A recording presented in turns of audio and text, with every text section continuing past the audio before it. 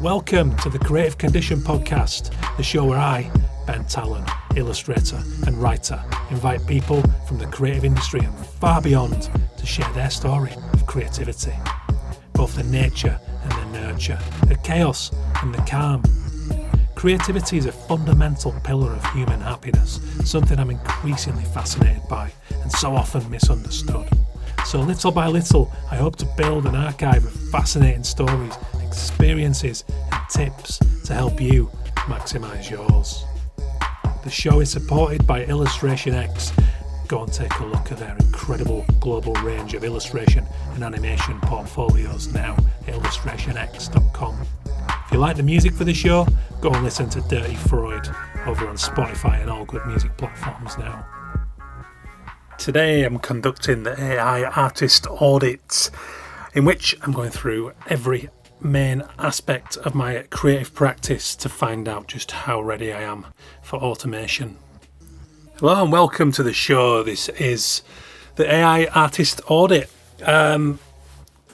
Well, I'm here, it's morning time, I've got the coffee pot on the go. This is going to be an autonomous ramble this morning. It might be disjointed, it might not. I've got notes, I've been planning, I've been considering, I've been going through my creative practice to interrogate myself in the hope that it might help some of you guys to identify ahead of time which aspects of your work might be at risk of automation, because that's the future we face, isn't it? Let's be right. There's been a lot of discussion around this stuff. About the threat that we face as designers, as artists, as communicators, visual communicators, because the machines are getting pretty damn smart. It's impressive stuff, let's be honest. It's mind-blowing at times. The capabilities of image generation, of concepts of writing, the machine learning programs. Do you know there's going to be a lot of Luddite language in this show?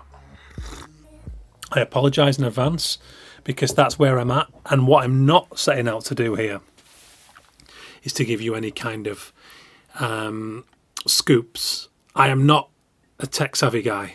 To give you an insight, I still hand write email addresses into cells in a spreadsheet, which is very rudimentary. That's how I keep my databases. That's how I keep my offline communication to my mailing lists, because I don't want to be at the mercy of algorithms, so that when Instagram or Facebook cause uproar by changing some guidelines that shafts me or means that my posts aren't getting seen by as many people, I'm not going to be absolutely crestfallen. I'm going to be mildly irritated, and then I'm going to change lanes.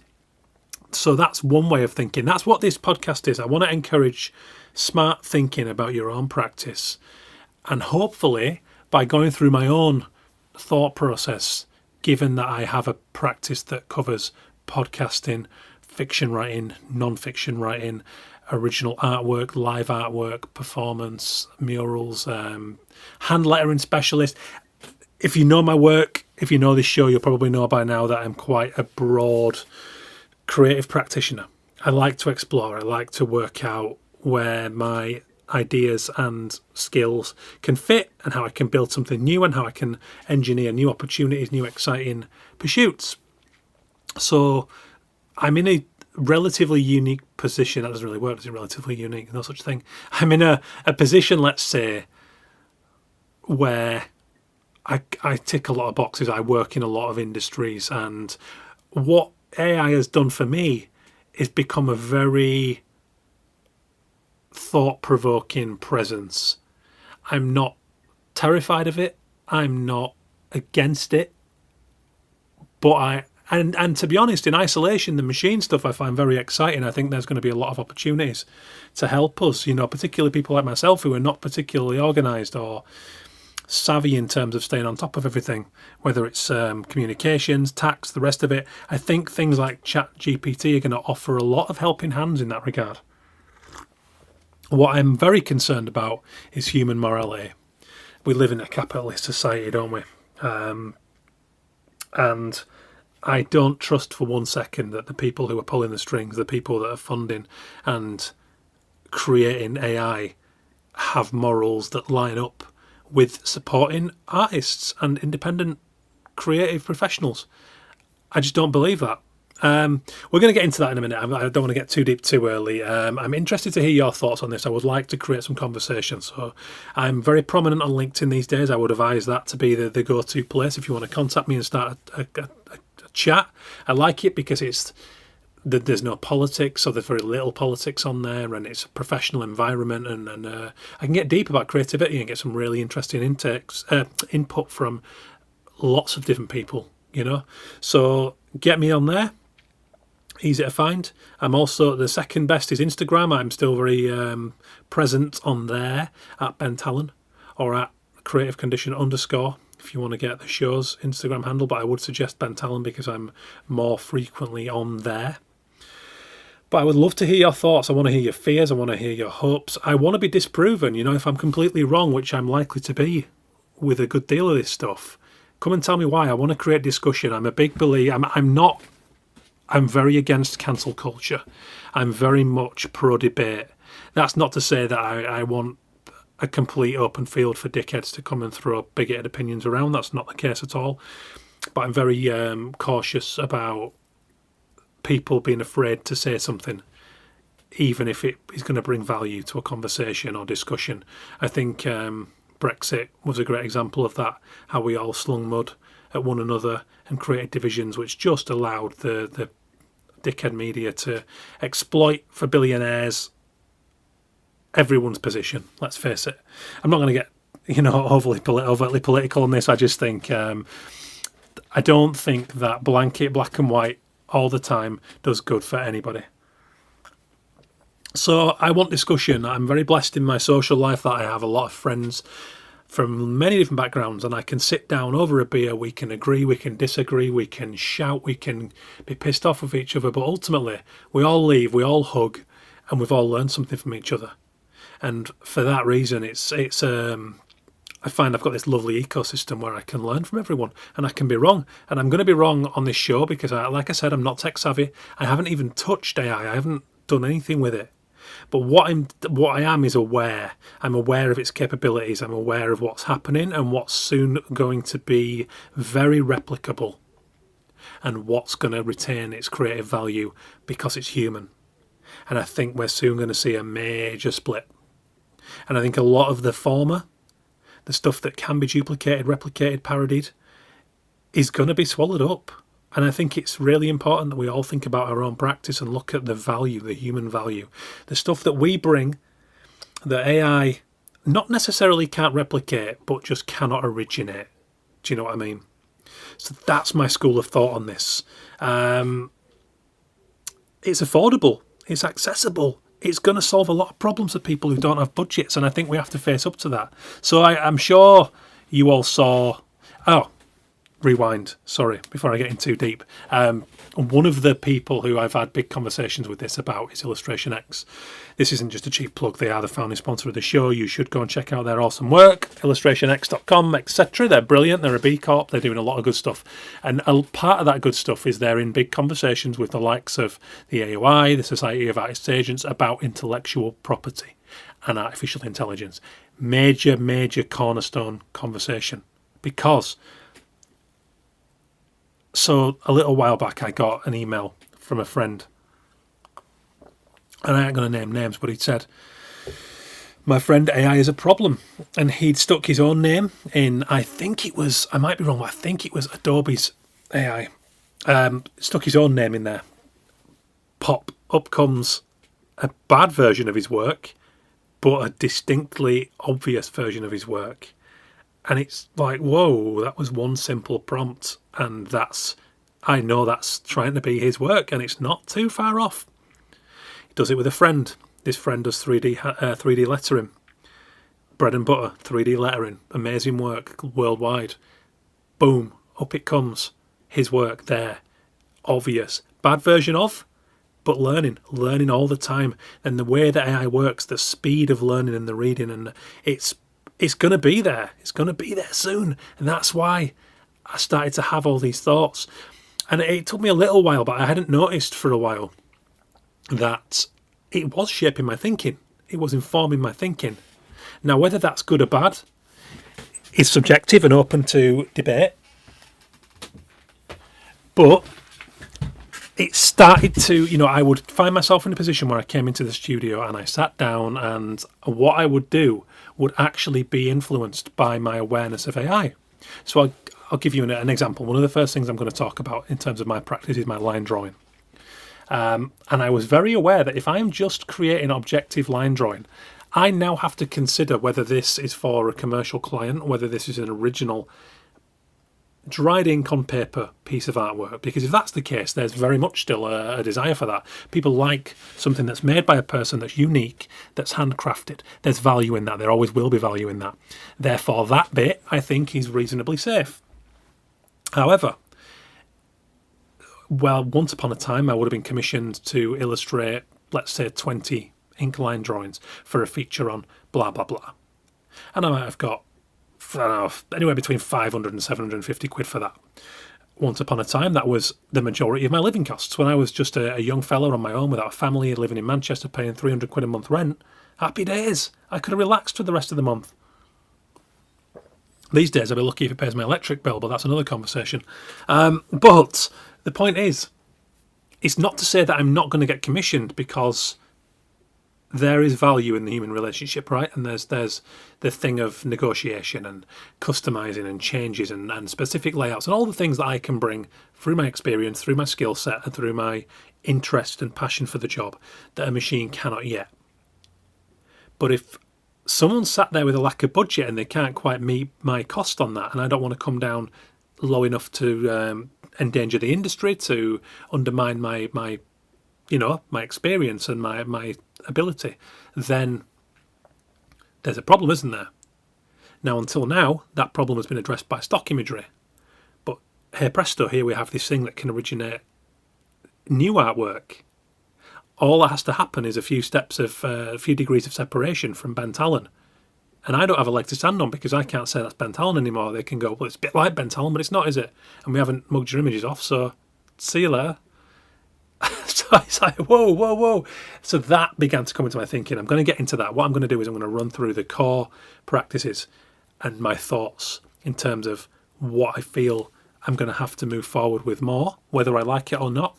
What I'm excited about moving forward with, because sometimes a push in the right direction is not the worst thing. It can speed up a process that might take us years because of fear or because of, the idea that it's not reliable and all those things that hold us back from pursuing a dream. So that's what I'm going to do. So like I said, Illustration X have been very proactive. We've had concern. It's from a lot of artists represented on the agency. It's been coming up in monthly newsletters, and, we're reassured that at the moment on the intellectual property front, we're all right, But I don't believe that that's going to last. If I'm being very honest, I think people are very unscrupulous when they have to be, and I think money talks.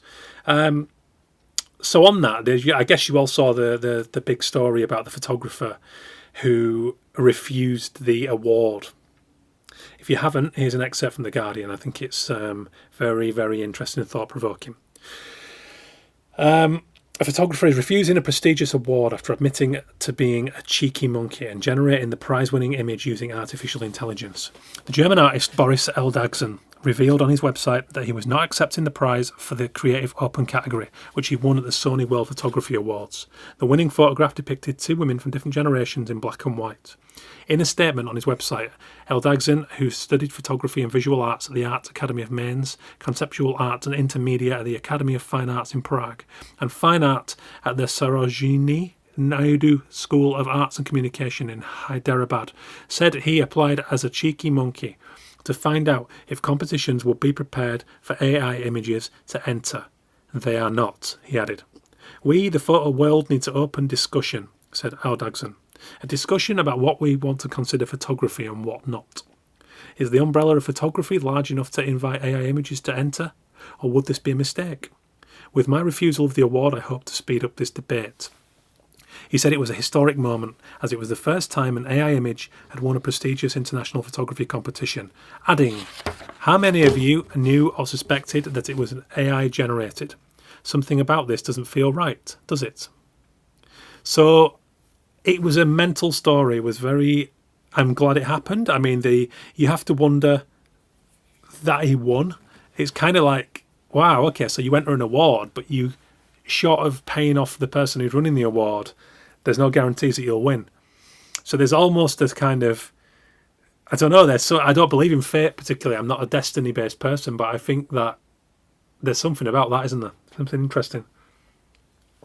Anyway, it's fascinating. Photography is a weird one. I recently was in touch with a art director for Ogilvy in Kenya called Robert Obaga. Have a look. He does a project called Rob's Midjourney where he generates these images based on quite complex prompts. A lot of them around Kenyan culture throughout different eras. And the images are fantastic. They're spooky, they're weird, they're eerie because there's a certain depth behind the eyes, which is present in that photograph that won the award. And now go and have a look at it. It's really interesting. And I saw it straight away. Now, as an artist, that got my juices flowing because I read, dystopian fiction. I write stories that have been described. My Stories to the Apocalypse series were described as somewhere between Roald Dahl and Black Mirror, which is the best compliment I've ever had.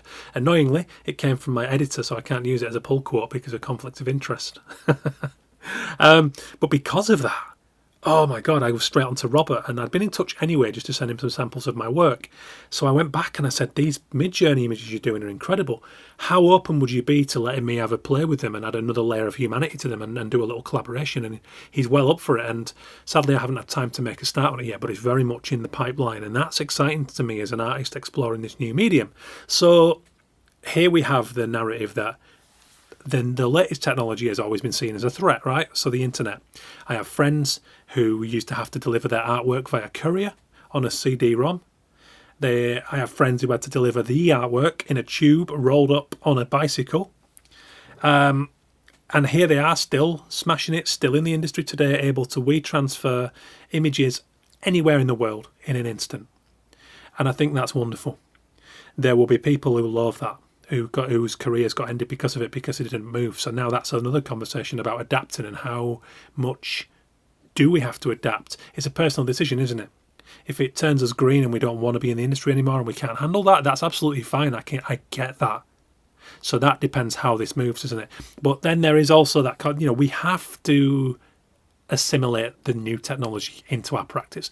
We have to be aware of it. Now, at the end of this show, I'm going to read you a fantastic excerpt from Andy Sandoz, who was on the show way back when on episode 19, former creative director at Havas, and he was the president of D&AD for a little while. So I'm going to read that, and he touches upon that kind of need to assimilate the latest tech without, you don't need to know how to use it, but to be aware of it, to allow it to inform your thinking is exactly the point of this podcast. I don't intend to use it. I intend to collaborate with people who are using it. I might have a play with it. Maybe somewhere down the road it will make a cool book cover. But as I get into later in the show, it will always hinge on the idea. The creative will always serve the human idea. And that's where my standpoint is. So the way I've decided to do this is there are for the point of this conversation and from my perspective, there are three major hinges that I feel are particularly relevant here. The first one is morality. So even with the greatest ethics in the world, if you're an art director and you're hamstrung by budget, stock imagery becomes a necessity, right? My wife is a graphic designer and she works on magazines where they don't have any photography budget. Can you believe that? They have a stock subscription. So it's her job to rat around the stock websites and find an image that she can work with and apply her creativity to turn it into something usable. It's the best she can do. She does it really well.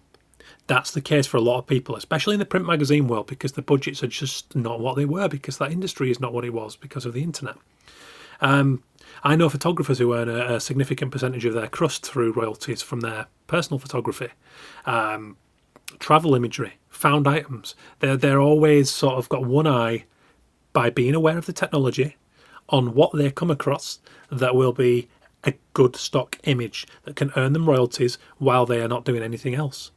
So it just becomes a part of their income, much like Spotify might become a stream of income for a musician. Are they the devil for doing that? Of course they're not. Absolutely not. But now with AI, they gain an extra layer of control and customization because of the likes of Midjourney. Should they ignore that new tool when they can't afford to commission an illustrator or a photographer? Absolutely not. Of course not. Why would they? So in their eyes, that's a positive. Now this is where the grey area, we're in a sea of greys at the minute because it's new and we're learning And there are pros and cons like every other form of technology. But this must be carried out with morality. That's why this hinge is important. So until this AI thing plays out some more, we are swimming in a sea of greys with only islands of black and white. For example, blatant plagiarism, mimicry. It's just wrong. It always has been. It's been morally bankrupt from day dot. You've all seen the big cases where a big high street store, I think of Zara, mugging off Tuesday Basson. Horrible. So blatant. And blatant in the way that the government fucks us over and doesn't give a shit because they can. That's where we are.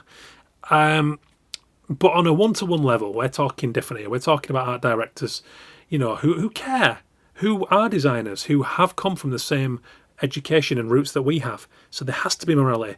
But it is a hinge. There's not always going to be morality. Human nature means that you're always going to get a bit of everything. So that's one of the main things, right? So to rule the use of this stuff out altogether is, of course, it's preposterous. We can't go after it with pitchforks and burning effigies, right? Because that's when everything goes wrong. I've seen blanket stubbornness to modern technology in action with elderly relatives and the likes, and it can get really ugly. I've seen really bad circumstances of what have happened when people have become so far alienated when it could have just been a simple learning process that could have made their life a lot easier. We don't need to get into all that today, but that's a real thing. That's a real threat. So efficiency and ease of use, that is the next hinge. It's hard to overvalue a relationship and the human process of negotiation. So for example, with my hand lettering, right? What a customer with a budget is paying for is my mind, my instincts and ability to understand and respond to an image by arranging and creating my lettering with the utmost sympathy to its need to breathe, right? Its nuances and its broad strokes. So I collaborated with Marius Boog, who's a Norwegian photographer who works out of New York. He's fantastic. Shoots a lot of bodybuilders and ballerinas, which I adored. So a mutual friend of ours connected us. We had beers, we had a chat, and I said, I'd love to bring this new kind of hand lettering and this, me working with photography with my paint strokes and the likes to your incredible images of ballerinas and bodybuilders. And we did, he'd shot the number 2 bodybuilder in the world at the time called Kai Green. Looked like a Mars bar. He's that ripped, you know what I mean? Like that level bodybuilder. Impressive stuff. And I did this series called A+D, which meant Angels and Demons. It was just a chance for me to let loose. And what made that a very human-centric project was my sympathy to the image. The friend who connected us was one of the best creative directors I've ever worked with, and he helped guide me in terms of feedback. And he said, no, look, you've overkilled it. The image is the hero here, the photography. You need to let it breathe. You need to supplement. You need to give it new life, but you don't need to overwhelm. Some of the best advice I've ever had, and that I've carried forward ever since. That's the benefit you get from a human relationship. But as machines become more intelligent, which they will, which they are, as we speak, without doubt they will be able to match and surpass this. But for the moment, anybody who can afford what I bring in that regard is going to pay for me, because we all enjoy that human relationship. But that's a finite liberty. Make no mistake, no matter how much creative directors, art directors, designers and editors want to work with people, if the authority in any given company that they're at the mercy of sees profit margins and efficiency upped by AI, which way do you think it's going to go? The morality and the desires of them people that I just mentioned are going to be a fart in a thunderstorm. Is that true? How many of you can honestly say that you've completely boycotted self-service checkouts in supermarkets? I use them.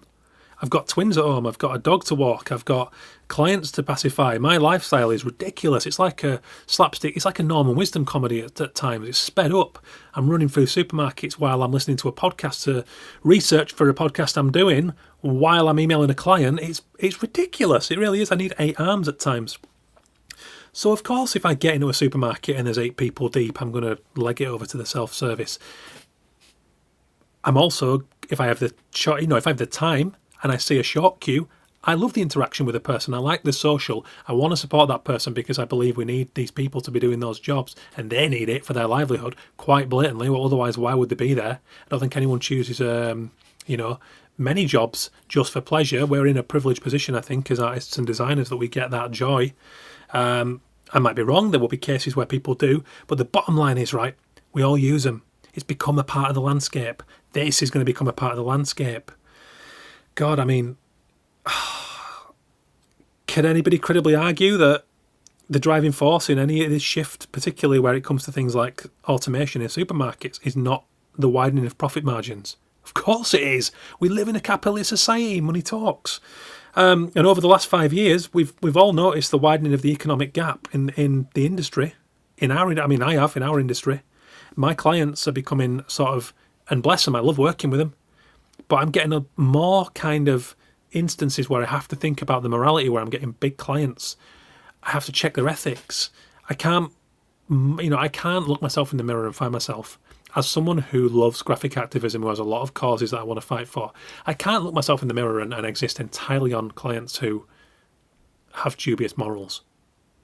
Thankfully, I have very little. I don't have many at all. And when I do, I have to find ways to make sure that finances better work in my life so I can move to a better place. But I think we're all in that position. We live in capitalism. Let's not get all like holy grail about this. Not many of us are in a luxurious position where we're able to build a practice that is exclusively in the do good space. Last episode, if you want to go and listen to one, fantastic example of how it can be done, with John from Pretty I've gone blank for a minute. Pretty Clever. I was going to say Pretty Decent. They're really decent. They're awesome. Pretty Clever Studio. That's a great example. It's inspiring, and I implore you all to go back and listen to that, episode 193. But it takes time to get there, doesn't it? But, I wonder that if AI might become just as prevalent at the lower end of the market, so in editorial, for example, because of tightening budgets, album covers, book covers, jobs that don't pay particularly great, as it will be in, places that make the rich richer, big corporations. All speculation, of course, but in this capitalist society, you rarely have to look further than economic gain for motivations behind any decision. And do they ever pass that bill on to consumers? And well, they pass the bill on, don't they? But they don't pass the goods on, the profit. Anyway, another conversation. But again, all stuff to bear in mind. Creativity is the third hinge. And I realise that there are no bounds when it comes to the capabilities of AI as we move forward, and that's something we have to take as read now, because that's the track we're on. The speed it's moving at is terrifying, so we have to accept it and take it on board. But just now, for the foreseeable, I don't see human creativity becoming one of those capabilities. Mimicry, yes, of course, already happening very well. Randomly generated or prompt-based new iterations of existing art, of course, it can do it. Look at the oil paintings it's replicated that used to take, half a lifetime to create. But this is why we must fight and come together. We must fight for our IP and strong laws to prohibit this. We can't sit back and just be scared and watch it happen. We have a lot of love and a lot of unity in our industry, and we have to pool it, we have to use it, we have to make ourselves aware of organisations like the Association of Illustrators who do bring us together in numbers, and we have to support them to make sure that we don't get overrun when it comes to intellectual property. But actual creativity, so I can hear you asking what's the definition of it. I've just written my second non-fiction book of it. I've just finished the first draft as we speak, 120,000 words, ridiculously big, going to get trimmed down by my editor. But in that, I've referenced Sir Ken Robinson's definition of creativity as applied imagination, or he also refers to it as the generation of ideas that have value. Perhaps some semblance of, but never quite the same when it comes to AI. My concern is that if we are to go by creativity's historically undervalued role in education and society at large, the way it lurks in the shadows of profit and obsession with economic growth, then those who pull the strings would happily take creativity out to the woodshed and blow its fucking brains out. Would they not? They're already trying with the e-back and everything else, because there's no logic behind those decisions. All right, let's not get all conspiracy, but there you go. Food for thought. So on that basis, unless I state it in the following examples, I think to fortify our practice as independent artists, designers, illustrators, whatever we might be, most effectively, we have to assume the worst, right?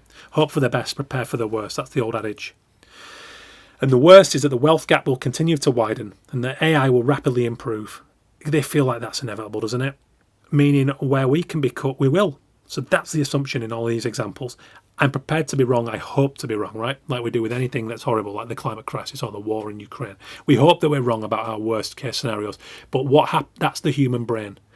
Throughout history, throughout our evolution, we've evolved so that fear is the default mindset because it's a survival mechanism. That's fact. That's scientifically proven. So that is the case here. Let's assume for the worst.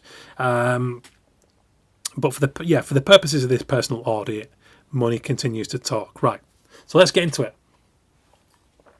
Let's start at the beginning, right? So I kicked off in 2008. I went full-time as an illustrator after a handful of commissions in a briefly full-time spell and then a part-time spell. Anyone who's read my first book, Champagne and Wax Crayons, I detail meticulously why I did that, how I turned that creativity into a career. So I go through that whole process. So if you do want to read more about that, the book's out there. It's currently half price on bentallenwriter.com. Grab a copy. I'll sign it. So the first one, what I was doing at the time was line drawing with spot colour. That's still a major part of my practice. I'm about to split my portfolio down the middle. One part of it is predominantly line drawing with minimal, subtle colour. So I've looked at it in two categories. So that was both representational, I mentioned earlier, objective line drawing of things. Conceptual. I would work on conceptual editorial illustration. Go and have a look at the people like Ollie Hurst, for example, does amazing scientific illustration, conceptual stuff for new scientists and all kinds of amazing clients. He's been on the show recently. That's a great episode if you want to go and listen to that for an illustration gem. But Ollie Hurst is a great example, right? I think that both of these are on the red list, the endangered red list, because I believe that I believe that machines will absolutely, if they haven't already learned to comb the internet, generate basic and even good, interesting conceptual illustrations. How come they not? There's so many examples out there. And I heard somebody brilliantly describe, for example, ChatGPT as a parrot that swallowed the internet. And that's what it is. We can laugh and we can dismiss it on that basis, but I think we would be naive to do so. I absolutely think that AI is going to be able to generate conceptual illustration based on, the right kind of prompts. So I think they're on the red list. I think my line drawing is very easily mimicked. Maybe they can't quite get to the Ben Tallen specifics, the nuances, but I'm not naive enough to believe that people, most people in the face of shrinking budgets won't be able to just leave that at the door. Of course they will. Of course they'll drop that and get something close, because that's what people have to do with restrictions. That's the reality of money and their budgets. So I think that will quite possibly make that obsolete. It's not that I'm leaving it behind or moving on from it, but I have to take it forward in a way that is aware that it can quite easily be parodied now. I am not going to rely for any of my income on my line drawing anymore. It's quite sad, but that's the truth. I'm not exactly happy about it. I didn't plan to move away from it so soon, but here we are. That's what's happened. That's the paradigm shift. So I think the only thing that's going to prevail here in terms of my line drawing illustration is the ideas behind the work. The details, the nuances and the ideas that make, for example, my drawing of a traffic cone mine, that make it Ben Tallen, that could only be from Ben Tallen. That's where it's going to prevail. I have to find that market who appreciates and wants that Ben Tallen. I have to kind of fortify myself against the portion of the market that can't particularly afford me and now has a viable, affordable, accessible alternative. That's the reality. So that's where I'm going with this stuff. So I'm now going to apply it to original artworks, bespoke stuff, book publishing, things that have my handprint all over it, but bring an idea, bring Ben Tallen's mind to the table. That's the difference maker, isn't it? I think with a lot of this stuff. The example that I pulled out was my recent book and associated print, Your Mum, and Other Stories from the Back Streets of Britain. It was a 21 short story collection, flash fiction, very small little pocket book, 21 black and white line drawing illustrations of found items, commonly found items on British streets. It's a very urban, gritty, dirty, filthy little book. The quote on the cover is from Sean Ryder and it says, "Proper moody and horrible stuff this," which was a joy to get. So that remains unique. I'm still going to publish zines. I'm still going to publish and write my short stories and illustrate them. I'm going to do original artworks that you guys can buy. And of course, I'm going to take on any commissions that do come my way for my line drawing. But the fact is, it's on the red list. when it comes to commercial use of that style. Another example of where the human touch is quite important was my cover for the New York Times. It was the Arts and Leisure front cover 2021 of Joni Mitchell to celebrate 50 years of her iconic Blue album. And that was a lovely back and forth process between myself and Jen Ledbury, who was the art director. And they won an award in the New York Publishing, I forget the name of it, I think it was Society of News Design or something along those lines. And Jen won an award for a set of 6 of her works, mine was one of which. Massive compliment, beside the point. The fact was, we sculpted and moulded that cover. We sat there and we moved every element. We brought in subtle watercolour textures. We complemented an incredible photograph. And I created hand lettering. So it brought in several of my skills. It brought in my ideas, my conceptualisation. There was a lot that happened that would have taken a lot of arduous work, even with the capabilities of a machine. So again, there you go. Food for thought, still a market, but we have to be aware of that.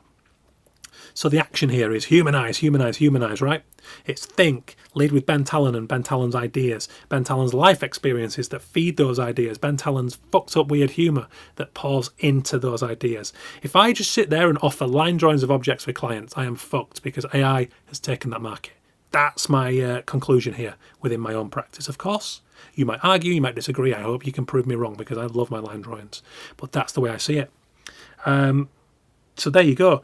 Accept and enjoy all the editorial work that comes. But I think you can only direct so much of your energy that way when you consider the shrinking editorial budgets and the capabilities of artificial intelligence, right?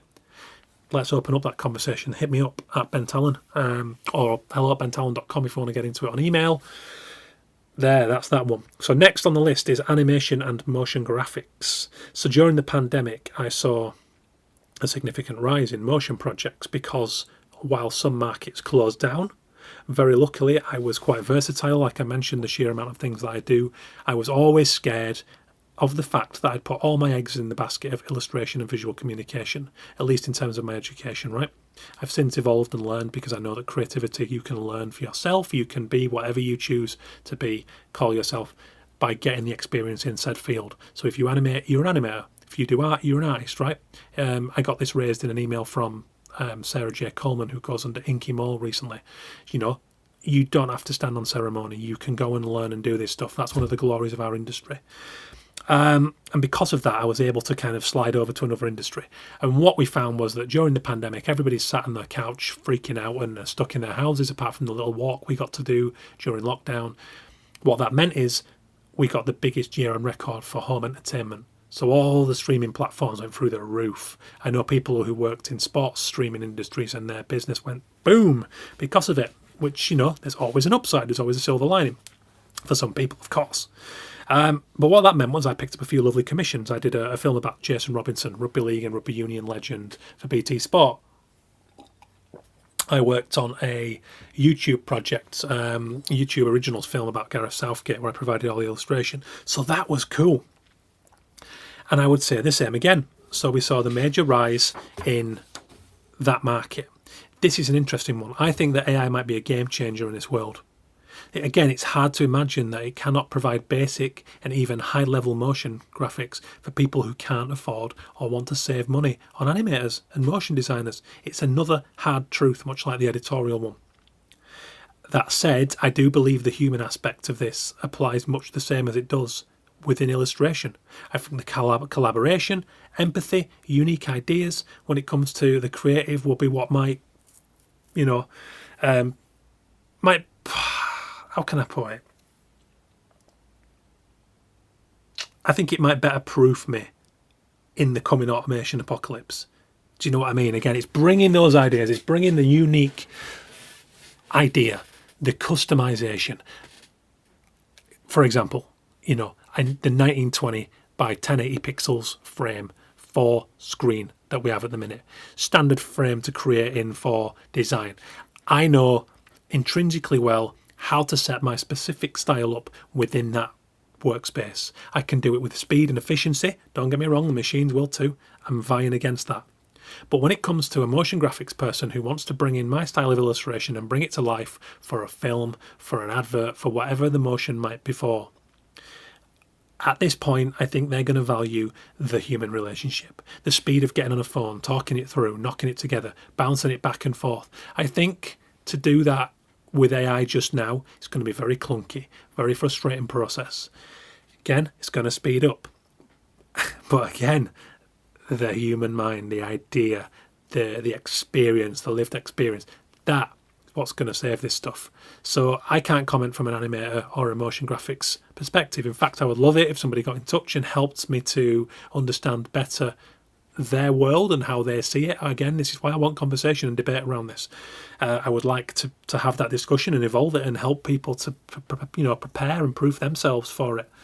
I just think as far as the functionality side of it, the nuts and bolts of bringing motion to static images, it's only speculation, but I would make an educated guess that this kind of labour is in danger. Labour, that's the word, isn't it? It's not creativity, it's not ideas, not artistry, but it's the labour that I think is going to be at risk. Anyway, moving on, hand lettering. My hand lettering, Talent Type, that's my brand. It's a luxury service.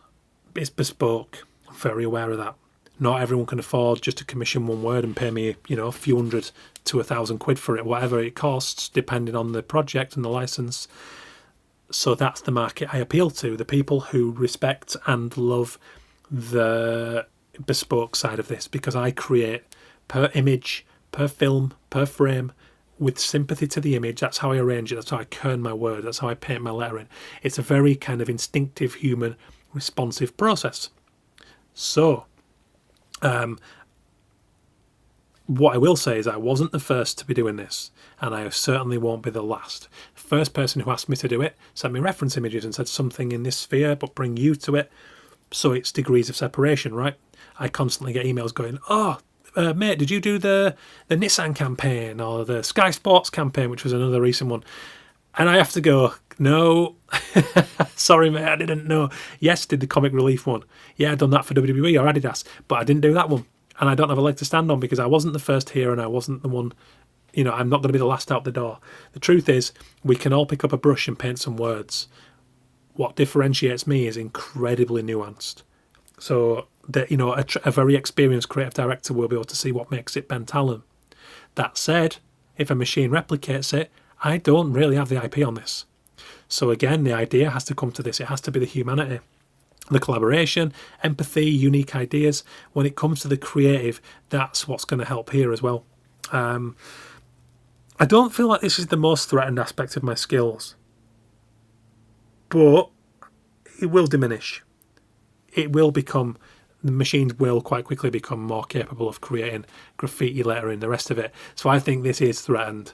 I think what I have to do is build relationships and find people who want my ideas and my control of this. Even then, I don't know. There's a mirroring of the stock image conundrum here, isn't there? Not everyone can afford to pay for this luxury. So again, this is where the widely available fonts come in. Where it's stock imagery in photography or illustration, here it's the fonts that you see that sort of badly ape my brush strokes or anyone else's brush strokes who's doing hand lettering. But there's a place for that, isn't there? For campaigns who don't have a lot of money. Again, that's where AI is going to come in. So it's kind of a market that already couldn't afford me. So how could I criticise them for going to AI for it? The danger is when it properly gets close to what I'm doing, that's when I'm a bit stuffed. Short of the ideas. There's a theme coming up here. There's a thread. Anyway, do you know one bit that I do want to dip into here? And it's design. I haven't got it down as a thing because I'm not a designer. I'm not a graphic designer. But I want to give you an example of someone who I think is, I don't want to say safe. He's not safe, but he's an example of what will be valued. And it's Dave Sedgwick. I caught up with Dave at Off Festival in Barcelona recently. Did a fantastic talk. And Dave his mind is fantastic. He's one of my favourites when it comes to concepts and the love and attention to a certain brand and learning the history of the brand, the motivations, the values, their story, the story of the founders, what they want to achieve, and distilling that into powerful, thoughtful, considered, well-executed design. Dave Sedgwick is among the best when it comes to that. And that is what's going to be valued. So in graphic design, Yeah, that's what I mean. It's the human, it's that ideas process. So I think if you're an agency, let's say you're an agency like Collins or Ogilvy or whoever else, I think you're all right. And I think that's why we're seeing a lot of creative directors from those kind of entities coming out and saying, we needn't worry, it's a new tool, but the creative will always be valued.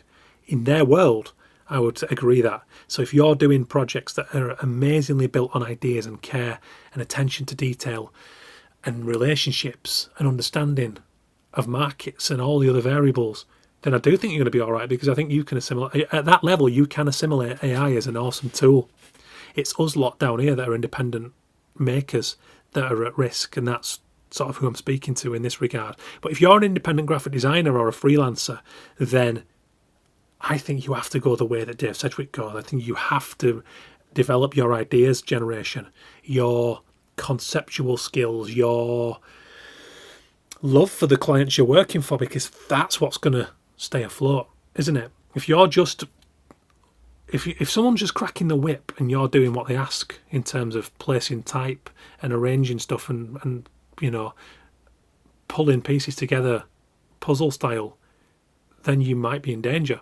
Food for thought. Not my realm. I'm not going to comment too much on that, but that's the way I see it.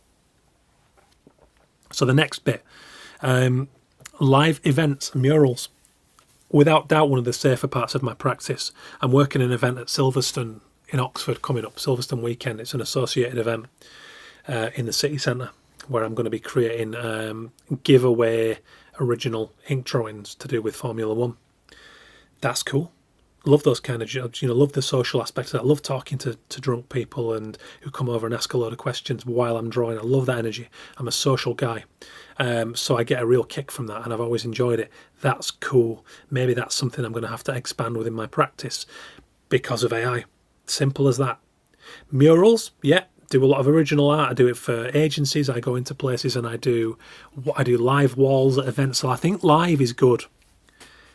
Here's another one. A friend sent me a TikTok and it was a video showing this new wall printer. Fucking hell, is anything safe? That was my initial reaction. It's like, oh shit, here's a really small device. I don't know how it works, but on the demonstration, they were feeding in an image set up for print, and the thing was printing high res on the wall that image. I'll let you digest that one, but that's a thing that's out there. It's probably well expensive now, but it's not going to be soon, is it? Like all tech, once it becomes a thing, it comes down in price. So what's to stop somebody from going, I want to use that old art or copyright artwork and stick that on my agency wall. Let's whack the printer on, come back after a pint at lunch. Whee! Oh, it's kind of scary, but it's also exciting, because there's only certain aspects of my style that I can do live. So it has to be a really raw, punky extreme of my artwork just now. Look at the recent project on bentalon.com and you'll see the SIPs. It might even be the first project, the SIPs mural. That's the extreme of my style that I have to do live at the minute. And that's what people love, because it's very human. But who's to say that somebody can't AI generate an image that's close to that, that's not mine, to swerve the copyright, buy the wall printer, stick it up, off we go. But also, who's to say that I suddenly can't create any aspect of my style and buy myself the wall printer and offer it as a service? Now we're talking, aren't we? This raises again the whole conversation about how much do you adapt with the technology. Food for thought anyway. Original art, it's the next one on the list. This year, the first 3 months of this year were a continuation of my longest ever quiet spell, which was pretty terrifying if I'm honest, and it did send me on some bad ones and make me question a lot of things. Came out of it, I'm in a decent patch again now, but I'm on guard. Original art was one of my saving graces. I was commissioned by a number of people to create canvases for personal anniversaries within their family, for something one of a kind to go on an agency wall, for example. I love doing that stuff. That was a place that I wanted to go to a little bit more within my practice anyway. What AI is doing is just kicking me there a bit quicker. It's going, go on, get out. If you want to do it, go and do it, make it happen. That's the way I've got to see it. I've got to see the positive, because otherwise it's happening, isn't it? For all the other reasons I've just detailed in editorial and everything else, I'm less precious than I once was. But then the flip side of that is that in the original art world, something that I love doing, something that I'm quite good at because I've done it all my life, that's going to be more valued than ever, isn't it? Human art is going to become the vinyl record, of our world. It has to. It's the only way it can go. Digital saturation is going to happen, and people are going to want some original artwork that you can see the spray paint running down it. You can see the mistakes, So I think original art is something that I'm just going to have to load it up with personal emotion and just go big and push down that road as well.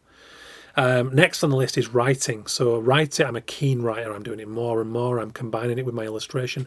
Clients are now starting to use my writing along with my illustration, which is incredibly exciting. Some of them are bringing me on board to interview people as part of projects. I've got one of those on the go as we speak because of this podcast.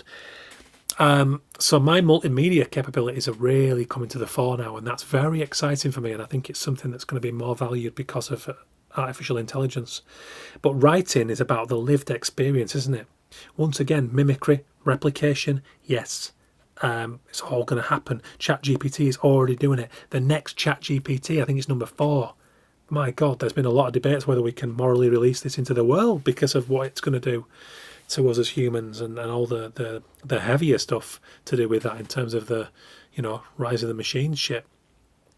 But in terms of my writing, I write about personally experienced human creativity when it comes to my non-fiction. My next book, The Creative Condition, is an absolute monster. I'm very proud of it. I'm excited to get it out in early 2024, and I want it to help strengthen human creativity so that we can meet this challenge of AI, and that we can make sure that all the people that education is getting failed at the moment by can realise that they're creative too, and they can, their life story has value. So that's what pours into my writing. If you think about things like copywriting, ChatGPT is probably a major headache, but again, the human relationship is going to be valued. In terms of my fiction, short stories and prose, I think we're all right there. I think people are not stupid. I think they're going to know, they're going to sense when there's a machine at the core of it. I think the human lived experience is a beautiful thing, and it pours out of any great book or film or piece of art. So I think that we're probably all right there for the minute. But if you believe otherwise, come at me. I'd love to hear some counter arguments on that. Podcasting and journalism. I love it. It's about the humanity. It's the consistent thread. I love this show.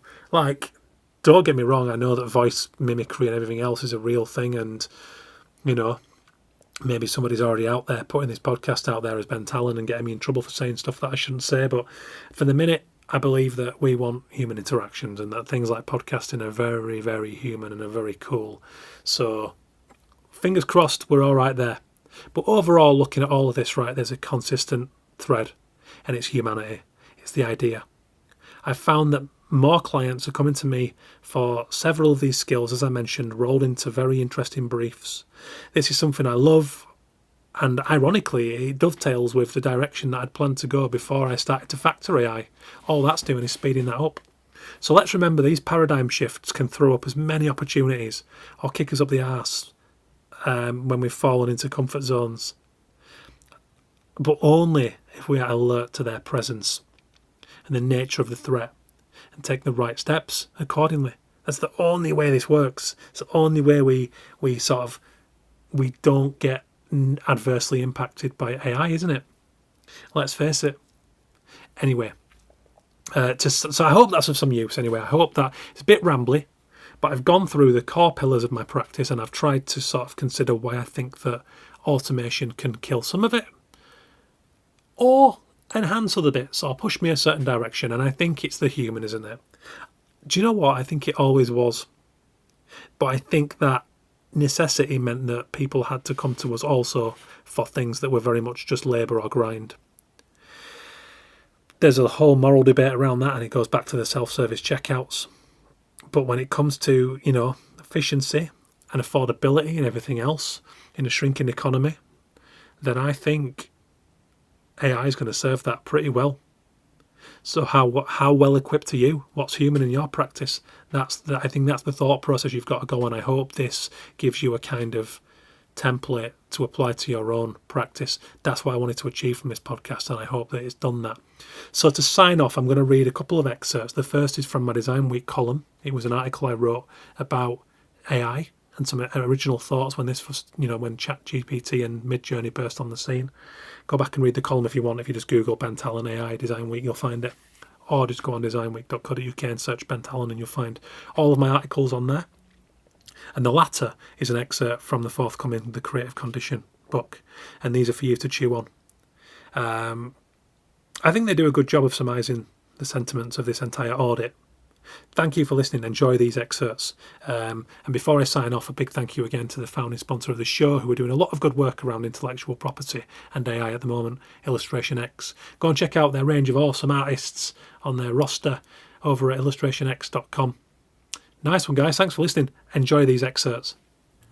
Friend and Studio DPD founder Dave Sedgwick also teaches graphic design.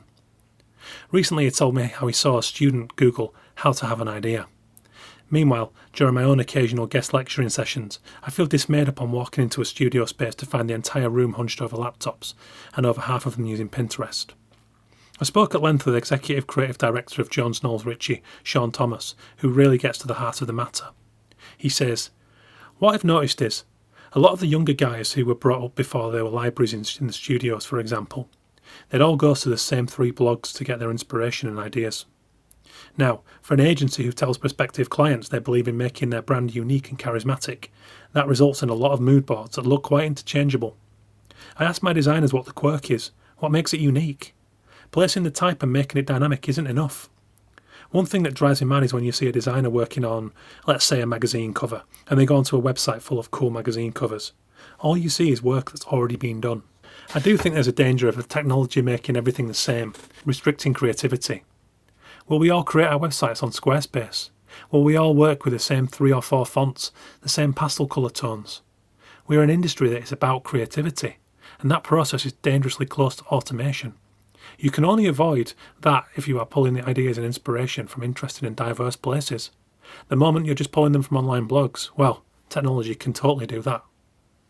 So, that's like I said, that's from a Design Week column and excerpt, and it's a real, I think he hits on something really valuable. And is there an argument to say that we all got a bit lazy in terms of what design is? By just chucking elements together and serving somebody's whims. I think we're an industry that's built on a love for creativity and fun and exploration and ideas, and I do think that's what's going to, become the rope, the helicopter rope ladder above the ocean of automation. I really do. Anyway, moving on. This is an excerpt from The Creative Condition, and it involves some of my chat with Andy Sandoz, who was at the time D&AD president, who was talking a lot about technology's advances and creativity and why it can be a good thing. And the chapter's called Technology is Not Going to Shoot You. So here's a little taster. That book's going to be out early 2024. You can subscribe to my newsletter on LinkedIn, where I share excerpts and bespoke columns around topics of creativity. I walked into the studio on a design degree course and I didn't like what I saw. I'd been brought in to do a talk about my freelance career and hang around to answer some student questions. I arrived quietly, and as I removed my backpack, I quickly became aware of the sounds that I was making. It was tense. The only music or radio was private, piped into heads through AirPods. Several blank faces looked up from laptops, phones and tablets and noticed me. I smiled, but it could have been a funeral for art school energy. A far cry from the curiosity and buzz I'd hoped for, given that these people were there with their lives ahead of them, taking those invigorating baby steps into creative careers. Sir John Hegarty writes in his book, Hegarty on Advertising, "How creative thinking is deployed will change and evolve. To nail your colours to any medium or technology will sow the seeds of your destruction."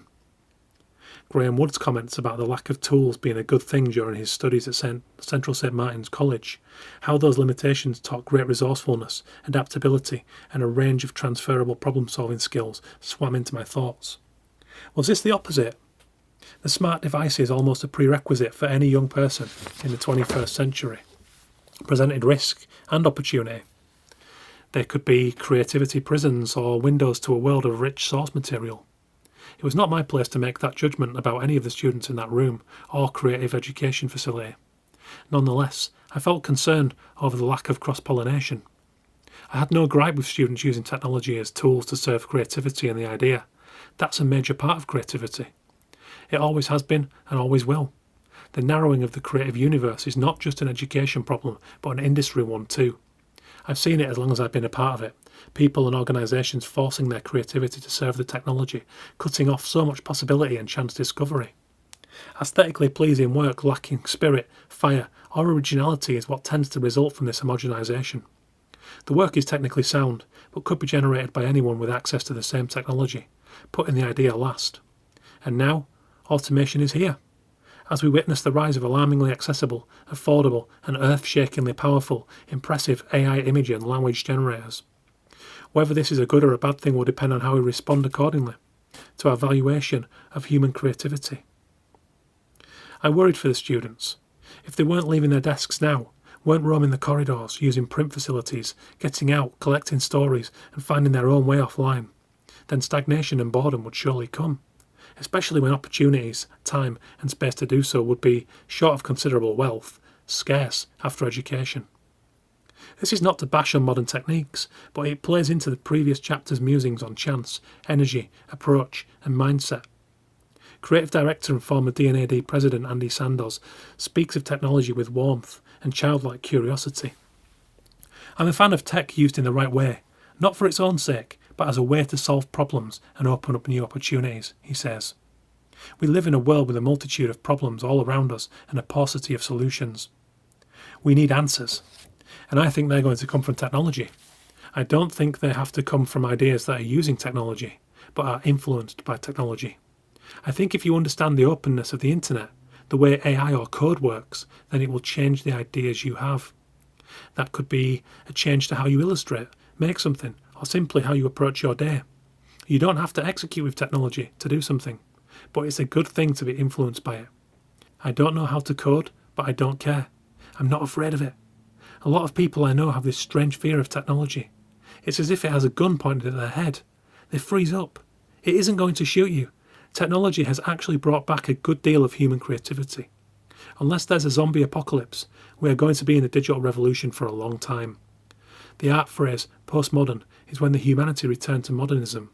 Modernism was quite stark, a certain way of looking at the world that wasn't very human. Postmodernism was when character came back. In the same way I see humanity returning to the technology. We've all seen tech, overloaded a little. We've all seen the matrix and been scared by the singularity and the sense that we've all taken the technology pill. But what's happening is, it's connecting us, creating more compassion. If you look at nascent political revolutions that we're seeing around the world, they've been crowdsourced because of the technology. The rise in vinyl is almost a backlash to digital and the lack of tactility, so I think tech is empowering us in ways that you wouldn't expect it to. Anyway, there you go. Food for thought. Thank you for listening. You can hear that full conversation on episode 19, called Arrest All Mimics back then, weren't we? And Sean Thomas joined me on episode 139 if you want to hear that full conversation.